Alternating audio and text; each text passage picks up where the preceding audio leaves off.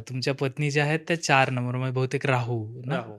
आणि तुमचा नंबर 8 आहे म्हणजे 8 आहे. शनी. तर शनी. असं तर आम्ही आत्तापर्यंत ऐकलंय की 4 आणि 8 म्हणजे एकदम भयानकच असं कॉम्बिनेशन असतं.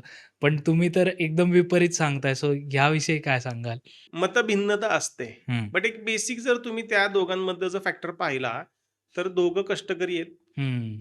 मग दोघांनी जर वेगवेगळ्या फील्डमध्ये कष्ट केले, तर क्लॅशेस व्हायचं काही कारणच नाही. हां. त्याचबरोबर आता तिचं नाव पूनम आहे, हं, माझं नाव पुरुषोत्तम. हं. म्हणजे नावाचे पहिले अल्फाबेट्स मॅच झाले. करेक्ट. सिंपल आहे, की तिथे बऱ्याचशा गोष्टी चेंज सो होतात.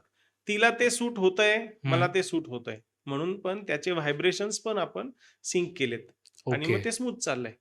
ओके. No doubt. संसार आहे. संसारामध्ये काही ना काही गोष्टी होत राहतात. हं, पण तिथे जर तुमच्या दोघांमधलं जर बॅलन्सिंग करणारं जर असेल, हं. मी कायम एक उदाहरण देतो. आपण फोर व्हीलर गाडी पाहतो. हो. त्याला डिफरन्शियल असतो मध्ये. हं, तो हं. करतो काय?